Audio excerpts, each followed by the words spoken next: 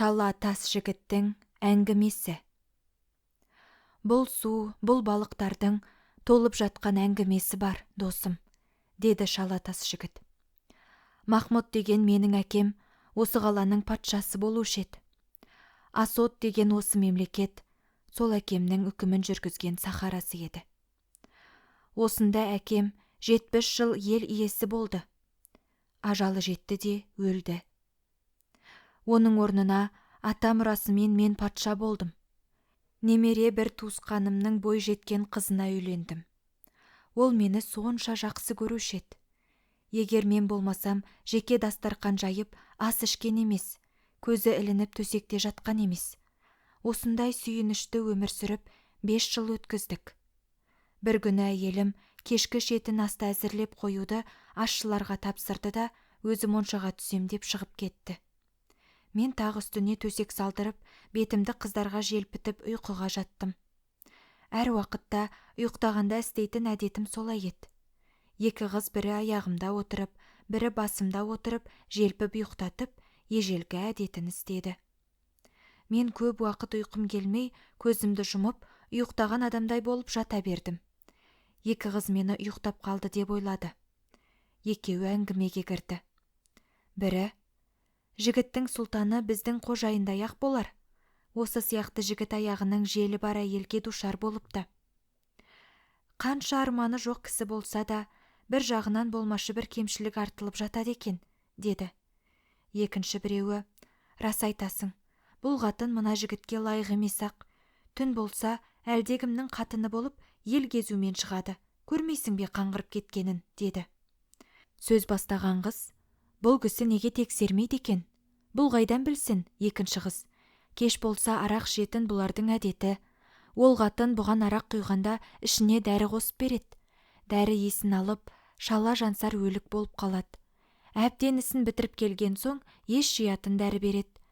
Оның қайда барып, қайда келгенін білмейді ғой бұл байғұс, деді әлгі қыз.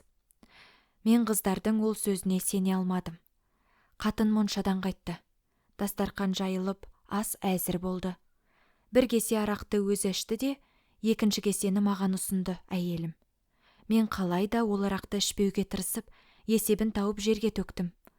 Ас артынан төсек салынып, ұйқыға кірдік. Қатын ұйқыға бір кетсем, қайтып тұрмастаймын деп ойлады. Мен де ұйықтаған кісі тәрізденіп жаттым. Бір мезгілде қатын басын көтеріп тұрды да, үлде мен бүлдеге оранып киінді. Бет-аузын бояп, әтір май құйынды да үйден шықты. Мен де киініп, сездірмей артына түстім. Қатын шыққан бетімен жүріп отырып, қала шетіндегі сарайға келді. Оның ішінде бір үй бар екен. Соған келіп кірді. Мен үйдің төбесіне шықтым да, бір тесік тауып төменге қарадым. Үй ішінде қазанның түп күйесіндей қара құл тұрады екен. Соған келді де, қатын қол қусырып амандасты. Құл ашу кернеген пішінмен оның сөзін елемеді. Жалынған пішінмен жерге қарап үңілді де, қалды қатыным. Бір кезде құл басын көтеріп, қатынға қарап: құры, көзіме көрінбей. Сен болмасаң, тағы бір жәлепті тапқан болар едім. Осында тұрған құлдардың бәрінің де жүрген әйелдері келіп, сайрандап кетті. Сен итті күте-күте, 2 көзім 4 болып мен қалдым. Енді саған бұл жерден орын жоқ, деп зекіп, маңына жолатарлық болмады. Оған қатын жалынышты дауыспен: ей, менің сүйінішім, сенсіз маған жарық дүние арам. Сенсіз менде тірлік жоқ. Сен білесің, сүйіктім, өзгелердей дарқан жүре алмаймын. Менің байым бар. Ол көзің жұмылғырды ұйықтатып келу бір ақырет. Сенен кетіп қайда барам? Егер сен бір есіктен қуаласаң, екінші есіктен кірем. Егер сенің ризашылығың болса, бұл қаланы тас-талқан қылып, алаңсыз екеуміз қалған болар едік. Бірақ сенің көңіліңе қарап, қор болып жүрмін. Маған рақым ет, кешір күнәмді, деп жылады қатын. Мұншалық жылап тұрғанына құлдың жүйесі босап: отырсаң отыршы, деп жанынан жай көрсетіп, рұқсат берді.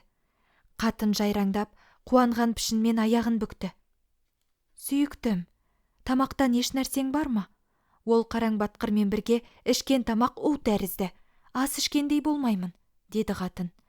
Құл масаттанып: Ар жағыңда қыш кеседе тышқанның пісірген еті мен ішкен арақтың сарқыны тұр, деді. Қатын сыпырып сиырып ішіп жеп, үстіндегі киімін шешті. Төселген бұйраның үстіне жатып, құрым киізді жамылды да, құлды құшақтап ұйқыға кірді. Мен төбеден түстімде, қылышты жалаң ұстап үйге кірдім. Құшақтасып жатқан екеуінің басын бірден кескендей қылып шаптым. Тарс еткен қылыштың дыбысы шықты. Есіктен шығып кете бердім. Әңгіме осы араға жеткенде Шахаризада тоқтатты. Үзіндісі ертеңге қалды. 9-шы түн. «Ей, ұлы бақытты патшам», деді Шахаризада. «Мен құлды өлтірдім деп ойладым», деді шала тас патша. Ол сарайдан шығып ордаға келіп, үйімде ұйықтадым.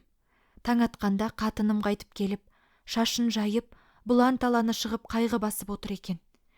Үстіне кигені қара, көзі жылай-жылай қызарып, сыртына айналып шығып кеткендей.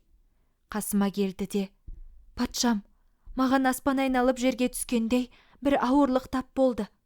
Түн ішінде әкемнің үйінен хабар алдым. Бір ағайды зәрі күшті жылан шағыпты. Бір ағай биік үйден жерге құлапты. Әкем жауға барып, соғыста өліпті. Бір күнде 3 бірдей жанашырымнан айырылдым. Енді солардың азасына отырып, бұл дүниенің тіршілігінен безуге тура келеді. Маған рұқсат етіңіз», деді. Мен ләммим деп аузымды ашпадым. Тек «Ықтиярың, білгеніңді істе», дедім. Ол менен бір оңаша үй, бір сандық сұрады. Мен онысына таршылық етпедім.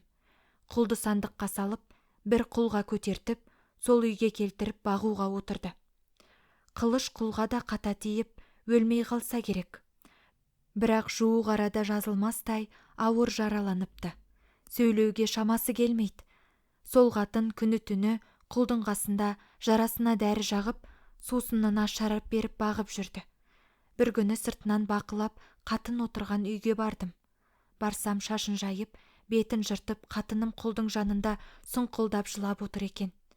Айтып отырған жоқтауы мына тәрізді: «Жаралы болдың сүйгенім, жүректі бір жау түйредің. Жүрегімді түйретіп, жыланға міне күйгенім. Күйгенім емей немене, қайғы басты, күлмедім. Түсірмес едім жараны, қапы қалдым, білмедім. Көкте тұрған күн едің, перде тартты бетіңе. Қара пеште ашылып, қашан жетем ниетіме», деп сұңқылдап жылап отыр. Жоқтауын аяқтады да, құлдың басын құшып, аузына шарап құйды. Оны көрген соң шыдап тұра алмадым. Дүниені түтін қаптап, ішімді жалын жайлағандай болды. Жалаң қылышты қолыма ұстап, шауып тастағалы қасына кіріп бардым. Қатын жалт қарап маған көзі түсті де: «Қыр соңыма түсіп, қанатымды қырқып жүрген жауым сен бе едің? Сүйгеніме қанды қылышыңды сүйретіп, сүбесін сөге салып жүргенде сен екенсің. Оған лайықты жазаңды саған да тартқызайын», деп, аузын күбірлетіп, бір сөздерді айта келіп, бір уыс топырақты шашты да: «Кіндігіңе шейін тас бол», деді. Мен сол жерде тас болдым. Қала 4 нәсілді халық бар еді. Бірі мұсылман, бірі жойыт, араб және басқа ұлттың кәпірлері болатын. Соларға да дуа қылып, 4 тайпа халықты 4 балық етіп суға салды. Ешкім бұл араға келмес үшін 4 тау тұрғызып, тастан қорған соқты. Мені осы орданың ішіне отырғызып, әр күні тас болмаған денеме 500 қамшыны санап ұрады. Қан арық суында яғып, есімнен танып қалған соң, тастап шығып кетеді де, құлға барып ем іздейді. Мен бір осындай арылмас азапқа түскен сорлымын, деп зарлы үнмен мынадай бәйіт оқыды шала тас патша. Сабыр түбі саралтын, сарғайған жетер мұратқа, жетсе жетер жеткендер, менікі жатыр жырақта. Сабыр етсем сарғайып, батып барам азапқа, мен сабырдан безермін, ажал деген қай жақта. Тілекті Құдай берседі, жан алушы келседі, сарғайып алтын күткенше, шала жан кісі өлседі. Патша бұл жағдайды білген соң, жігіттен қатынның қайда отырғанын сұрады. Осынау жерде бір бұзылған мола бар. Соның ар жағында сарайда құл жатыр. Қатын сонда. аздан кейін маған келіп азап көрсетеді, деді. Патша жігітке: сені бұл азаптан құтқарайын. Менің артымнан жазушылар жазып, айтар ауызға әңгіме болып қалғандай болсын. Егер сені құтқармасам, осы қатынның қолында мен де өлейін, деп жігіттің тас бөксесіне тізесін бүгіп отырып серт берді. Ордадан шығып, қатынның келетін уақытын күтті. Бір кезде қатын келіп ордаға кіргенде, келген ізіне түсіп отырып құл жатқан жерге кірді. Ол кезде түн болып қалған еді. Келсе, барлық зейнетті сол жерге орнатып, құлпыртып, кілем жайып, жарқыратып, шырақ жағып, айнадай сыпырып тазартыпты. Патша келді, қарап тұрмады. Құлды бір шауып өлтірді де жанындағы құдыққа тастай салды. Өзі құлдың үстіндегі бар киімін киді де төсегіне жатты. Жалаң қылышын жамбасына басты. Қатын жігітке барып білген азабын көрсетті. Бір кездерде қайтып келді. Құлдың қасына мұңайған түспенен келіп отырып: ей сүйгенім, сен үшін патшаға көрсетпейтін азабым жоқ. Ол қанша жалбарынса да ешбір рақымым келмейді. Бірақ сенен күткен үміт те ұзап барады. Мына бір шарапты ішші, деп бір кесеге толтырған шарапты құл болып жатқан патшаның аузына тоса берді. Іш, сүйіктім, іш. Жанымның саясы, маған ең болмаса бір ауыз сөз сөйлесеңші. Мен құса болып өлер халге жеттім ғой, деп зарлы бәйіт оқыды. Шын жүректен серт берген, сүйікті жар сен едің. Сен үшін азап көп болды.